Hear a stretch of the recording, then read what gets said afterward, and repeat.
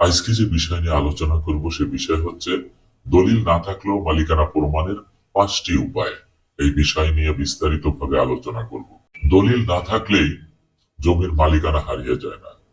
জমির দলিল না থাকলেও আপনি 5টি উপায়ে আপনার এই জমির মালিকানা প্রমাণ করতে পারবেন।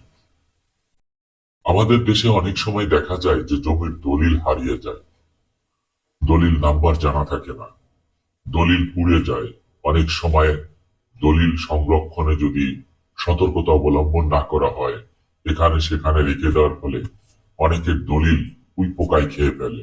আবার যুদ্ধের পূর্ববর্তী সময় দেখা গেছে যে দলিল পুড়ে গেছে, বা সাব রেজিস্টার অফিসে আগুন লেগে পুড়ে গেছে, নিজেদের ঘর বাড়িতে আগুন লেগে পুড়ে গেছে, ইত্যাদি ইত্যাদি।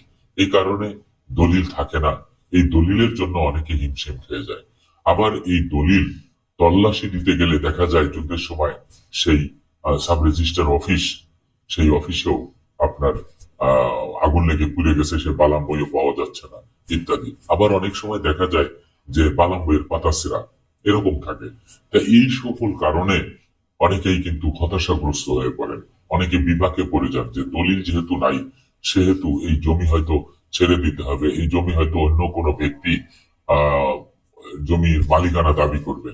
কিন্তু আজকের ভিডিওটা যদি আপনারা সম্পূর্ণভাবে দেখেন, তাহলে এই দলিল না থাকলেও আপনি সম্পত্তির মালিকানা কিভাবে পাবেন, কিভাবে মালিকানা স্বীকৃতি আদায় করবেন, এই বিষয়টি আমি পূর্ণাঙ্গভাবে একদম বিস্তারিতভাবে আলোচনা করব। সর্বপ্রথমে হচ্ছে, আপনি যে সম্পত্তির মালিকানা দাবি করতেছেন, যে দলিলটি আপনি পাচ্ছেন না, সেই দলিলটি যখন পাচ্ছেন না, এটি একটি ডকুমেন্টস মাত্র। কিন্তু সরে জমিনে এই জমি আপনি দখলে আছেন, অথবা আপনার নিয়ন্ত্রণাধীন এই সম্পত্তি রয়েছে। তাহলে এই জমির খতিয়ান, দাগ নাম্বার, মৌজা নাম্বার, সীমানা, এসব কিছুই কিন্তু আপনি জানেন। এই বিষয়টি আপনাকে 100% জানতে হবে এবং জমি নিজ দখলে রাখতে হবে। নাম্বার 2 হচ্ছে, জমি ক্রয় করার পর সরকারি রেকর্ড বইতে আপনার নাম অন্তর্ভুক্ত করা আছে। আপনি যে দলিলটি করেছেন, সেই দলিলটি সাব রেজিস্টার অফিসে যেমন আপনার নাম অন্তর্ভুক্ত করা আছে, তেমনি ভাবে আপনার দাতার নামও কিন্তু এই সাব রেজিস্টার অফিসে সূচি বইতে আপনার দাতার নামও আছে। অর্থাৎ একখণ্ড জমির মালিকানা পেয়েছেন আপনি, ক্রয় সূত্রে হোক বা অন্য কোনো যে কোনো সূত্রে হোক, কিন্তু আপনি দলিল মূলে মালিক হয়েছেন। কিন্তু যিনি আপনাকে দলিলটা দিল, তিনি হচ্ছেন দাতা। সেই দাতার নামও কিন্তু সাব রেজিস্টারে থাকার কথা। এখন সাব রেজিস্টার অফিসে যখন আপনি পান নাই, তাহলে এই যে সাব রেজিস্টার অফিসের দলিল নাই, কিন্তু এই দাতার নামে তো রেকর্ড খতিয়ান আছে।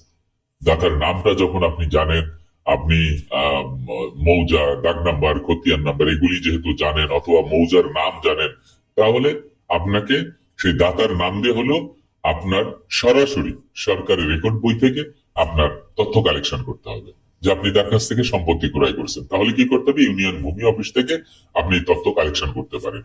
উপজেলা ভূমি অফিস থেকে আপনি এই রেকর্ড খতিয়ানের যে রেকর্ড বইতে যে এন্ট্রি আছে, সেখান থেকে আপনি খতিয়ান সংগ্রহ করতে পারেন।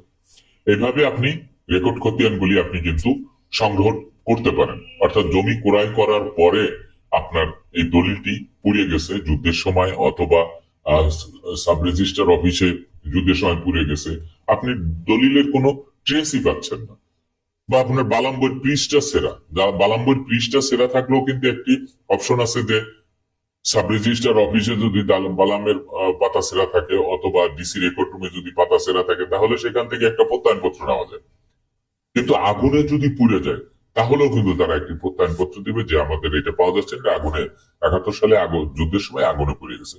কিন্তু দলিলে কোনো কিছু না পাওয়া গেলেও আপনি কিন্তু এই রেকর্ড খতিয়ান দিয়ে আপনি মালিকানা প্রমাণ করতে পারবেন।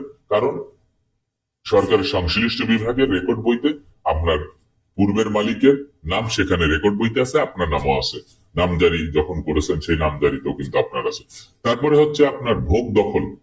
আপনি দীর্ঘদিন ধরে যে ভোগ দখলে আছেন, এই ভোগ দখলে কিন্তু আপনি থাকার ফলে আপনার আশেপাশের সমস্ত লোক জানে যে এই সম্পত্তির মালিক আপনি। আপনি যখন রেকর্ড বুনিয়াদে যদি আপনি বিজ্ঞ আদালতে মকদ্দমা করেন, আদালত কর্তৃক যখন এটা সত্যতা যাচাই বাছাই বা তদন্তের জন্য পাঠাবে, তখন আপনার আশেপাশে যারা আছে তারা কিন্তু সুন্দরভাবে বলবে যে এই সম্পত্তির মালিক উনি। আপনার যে দলিলটি হারিয়ে গেছে, পুড়ে গেছে, কিন্তু আপনি খতিয়ান সংগ্রহ করেছেন, আপনি বা নামজারি আছে আপনার নামে, এই কারণে আপনার এই সম্পত্তিটি আপনি এই ভোগ দখলে থাকলে আপনি কিন্তু প্রমাণ করতে পারবেন। চতুর্থ নম্বরে হচ্ছে আপনার খাজনা রসিদ। আপনি যে সম্পত্তির মালিকানা আপনার ছিল, আপনি যে দলিল মূলে মালিকানা নিয়েছেন, এর বাস্তব প্রমাণ হচ্ছে আপনি বছরে বছরে যে ভূমি উন্নয়ন করটি দিয়েছেন। এই যে ভূমি উন্নয়নের যে কাগজ বা রসিদ, যে দাখিলা আমরা যেটাকে বলি, এগুলি আমরা অনেক সময় হয় কি যে ওর হামেশা দাখিলা কেটে আইনে ফেলাই দিই। হ্যাঁ, ব্যাংকে টাকা জমা করে জমা রসিদটা ফেলে দিই। এই যে বিষয়গুলি, একটা পণ্য আমরা একটা দোকান থেকে ক্রয় করলাম, ক্রয় করে সেই পণ্যের মানে একটা মোবাইল সেট কিনলাম, মোবাইল সেটের থেকে যে দোকানের যে ভাউচারটা দিল, সেই ভাউচারটা এনে আমরা এখানে সেখানে ফেলে দিয়ে দিই। এটার কোনো গুরুত্ব নেই। গুরুত্ব হচ্ছে কোনটি? মোবাইল ফোন কিনলাম, সেই মোবাইল ফোনটির গুরুত্ব। জমি কিনলাম, জমির গুরুত্ব আছে, কিন্তু যে দাখিলা, এই দাখিলাটা আমরা কিন্তু তেমন একটা গুরুত্ব দেই না, এখানে ফেলাই রাখি, ওখানে ফেলে রাখি। পরবর্তীতে এই দাখিলাই কিন্তু কাজে লাগে। এই জন্য বলা হলো যে এই যে খাজনা রসিদ, এই খাজনা রসিদ দিয়েও কিন্তু আপনি প্রমাণ করতে পারবেন যে এই সম্পত্তির মালিক আপনি। কারণ এই খাজনা রসিদটা এই জন্যই প্রমাণ করবে আপনার মালিকানা, কারণ খাজনা রসিদটা আপনি পেলেন কিভাবে? খাজনা রসিদটা আসলো কোত্থেকে? খাজনা রসিদটা আপনার ভূমি অফিসে, ইউনিয়ন ভূমি অফিসে আপনার সকল কাগজপত্রের হিসাব কিতাব সম্পূর্ণভাবে পাকাপোক্ত আছে বিধায়ী তো আপনার খাজনাটা নেওয়া হচ্ছে। তার মধ্যে আপনার নামজারি ক্লিয়ার, আপনার নামে সম্পত্তি আছে, আপনার দলিল খতিয়ান সবকিছু ঠিক আছে বিধায়ী তো আপনার কাছে খাজনা নিচ্ছে। সেই জন্য খাজনার রসিদ কেউ অনীহা বা এখানে সেখানে ফেলে রাখবে না। এটি একটি সংরক্ষণ করা ডকুমেন্টস, এটা একটি দলিল, সরকারি দলিল, এটা রাখবেন। এই খাজনা রসিদ দিয়ে আপনি কিন্তু জমির মালিকানা পেতে পারেন। এই খাজনা রসিদ নিয়ে আপনি প্রত্যেকটি সংশ্লিষ্ট বিভাগের রেকর্ড রুমে যেয়ে আপনি আপনার ডকুমেন্টস তল্লাশি দিয়ে আপনি বের করতে পারবেন। নাম্বার 5 হচ্ছে যদি ওয়ারিশ সম্পত্তি হয়। ওয়ারিশ সম্পত্তি হলে তো আপনার কোনো ডকুমেন্টস এরই দরকার নাই, সব ডকুমেন্টসই মৃত ব্যক্তির নামে আছে। আপনার লাগবে হচ্ছে ন্যাশনাল আইডি কার্ড এবং ওয়ারিশিয়ান সনদ। এই ওয়ারিশিয়ান সনদ আপনি নেবেন কোত্থেকে? সরাসরি ইউনিয়ন পরিষদের চেয়ারম্যানের কাছে, সিটি এলাকা হলে আপনার সিটি কর্পোরেশনের ওয়ার্ড কাউন্সিলরের কাছ থেকে।